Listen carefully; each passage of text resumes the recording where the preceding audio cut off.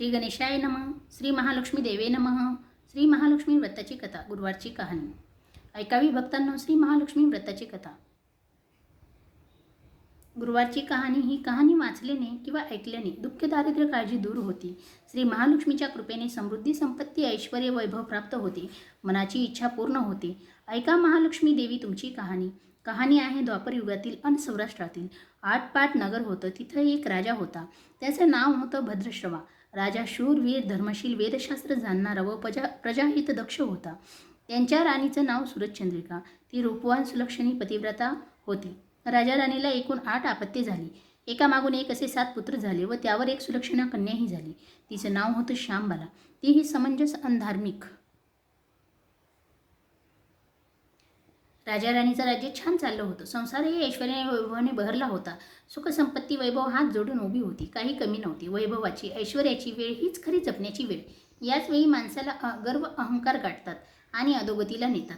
निसर्गाकडे पहा. झाडे फलभराने नम्र होतात. उन्हाचा ताप सहन करून आश्रयार्थींना सावली देतात. सूरजचंद्रिकेच्या ठाई ऐश्वर्याने गर्वताठा आला. ती गरिबांना विसरली. तोऱ्याने ताठानं बोलणं होऊ लागलं. दासदासींवर खेकसू लागली. दया कनव सहानुभूती तिला सोडून गेली. एके दिवशी महालक्ष्मीच्या मनात आलं की आपण भद्रश्रवा राज्याच्या राज्यात जावं. त्यांच्या राजवाड्यात राहावं, वास करावा. त्यामुळे तो अधिक ऐश्वर्य संपन्न होईल व प्रजेलाही सुखी करेल. एखाद्या गरिबावर कृपा करून तो ती संपत्ती ते धन स्वतःच्या खाण्यापिण्यातच खर्च करेल. राजावर कृपा केली तर तो त्यांच्या मार्फत प्रजननापर्यंत पोहोचवेल. शिवाय सूरजचंद्रिकेलाही महालक्ष्मी व्रताची आठवण आहे की नाही पाहता येईल.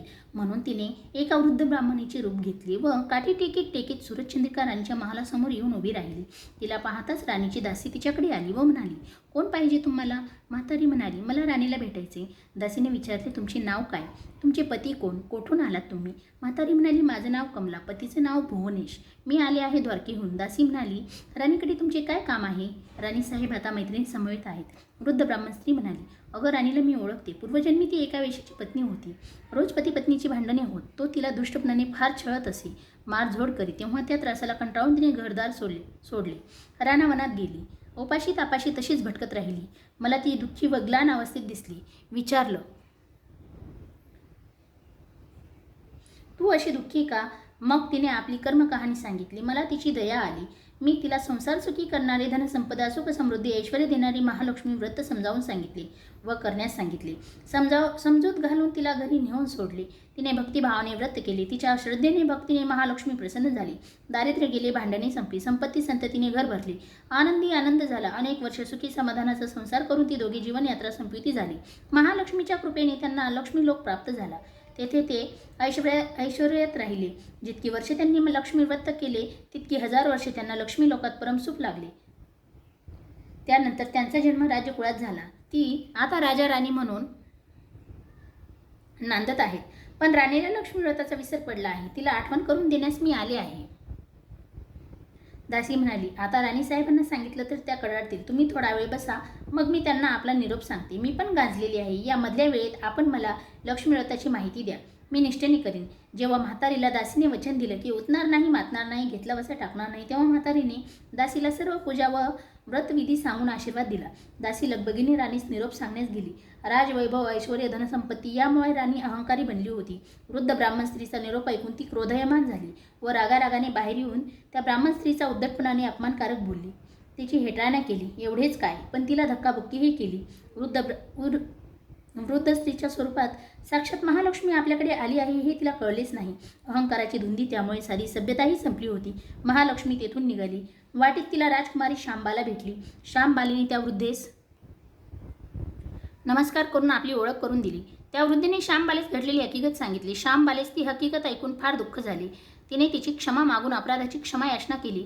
तिच्या वागण्यामुळे वृद्धा संतोष पावली व तिच्या कळकळीच्या विनंतीवरून तिने श्यामबालेस महालक्ष्मीची पूजा व व्रत सांगितले. आशीर्वाद दिला की या व्रताने तुझे महामंगल घडेल, रक्षण होईल, सुख समृद्धी आयुर्योग संपत्ती संतती लाभेल. या व्रताच्या प्रसादाने तुझे मनोरथ पूर्ण होतील. मग त्या वृद्ध स्त्रीचा निरोप घेऊन श्यामबाला राजवाड्यात आली. तो दिवस होता मार्गशीर्ष महिन्यातला पहिला गुरुवार. त्याच दिवशी श्यामबालेने लक्ष्मी व्रतास सुरुवात केली होती. तिने निष्ठेने व्रत केल्याने महालक्ष्मी प्रसन्न झाली व तिचा विवाह सिद्धेश्वर राजाच्या मालाधार या राजपुत्राशी झाला. सर्व ऐश्वर्य राजवैभव मिळून तिचे महामंगल झाले व ती सुखात राहू लागली. इकडे काय झाले की सूरजचंद्रिकेने महालक्ष्मीचा अपमान केल्याने महालक्ष्मीचा कोप झाला. त्यामुळे भद्रश्रवाचे राज्य गेले, वैभव गेले, अन्न दशा झाली. 7ही पुत्रे दूर निघून गेले. अशा परिस्थितीत सूरजचंद्रिका आपल्या पतीस म्हणाली, श्यामबालीचा पती ऐश्वर्य संपन्न झाला आहे. तुम्ही त्यांच्याकडे जा आणि आपली परिस्थिती त्यांना सांगा, म्हणजे त्यांना आपली दया येऊन ते आपल्याला मदत करतील, द्रव्य देतील. राणीच्या सूचनेनुसार राजाही मालाधराच्या राज्यात गेला व चालून दमल्यामुळे एका तळ्याच्या काठी विश्रांतीस बसला. श्यामबालीच्या दासी पाणी आणावयास आल्या असता त्यांनी त्याला पाहिले. त्यांनी वासपूस केली. महाराज, आपण कोण, कुठून आलात, आपले येण्याचे प्रयोजन काय, विनयाने विचारले. प्रश्नास राजाने, आपण भद्रश्रवा राजा असून श्यामबालीचा पिता आहे, तिला भेटण्यास आलो असे सांगितले. दासीकडून आपले वडील आल्याचे कळताच श्यामबालीने मोठ्या सन्मानाने त्यांना राजवाड्यात आणले. आग्रहाने काही दिवस ठेवून घेतले. राजा परत घरी जाण्यास निघाला तेव्हा एक हंडा भरून द्रव्य दिले, बरोबरच सेवक देऊन पाठविले. राजा घरी आला. श्यामबालीने केलेल्या आदर सत्कार त्याने सूरजचंद्रिकेस कथन केला व द्रव्याचा हंडा पुढे ठेवला. पण हाय, उघडून बघताच तो काय, कोळसेच कोळसे. महालक्ष्मीच्या अवकृपेने द्रव्याचे कोळशी झाले होते. राणीला वाईट वाटले व श्यामबालीने कोळशी दिली म्हणून राग आला. एके दिवशी सूरजचंद्रिका राणी श्यामबालीस भेटावयास तिच्या राज्यात गेली. ती नदीतीरी थकून डोळे मिटून बसली होती. एक दासीने ओळखले. श्यामबालीला सांगितले. तिने सन्मानाने आईस राजवाड्यात नेले, स्नान करविले, नेसावयास पैठणी दिली. तो शेवटचा गुरुवार होता. श्यामबालीने लक्ष्मीची पूजा केली व आईकडून पूजा करून घेतली. त्यानंतर सूरजचंद्रिका राणी आपल्या पतीकडे गेली. तिने पूजन केल्याने महालक्ष्मीच्या प्रसादाने तिला चांगले दिवस येऊ लागले. मालाधर राजाने रथ पाठवून भद्रश्रवास तातडीने बोलावून घेतले. मसलती झाल्या व भद्रश्रवास मालाधराने आपले सेनापती दिले, सहाय्य केले. सेनापतीने शत्रूचा पराभव केला.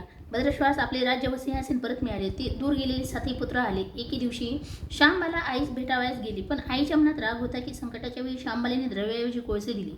श्यामबालीने तिचे ना नीट स्वागत केले ना संभाषण केले. लवकरच ती परत जाण्यास निघाली. निघताना तिने पूर्वीचा हंडा मिठाने भरून घेतला.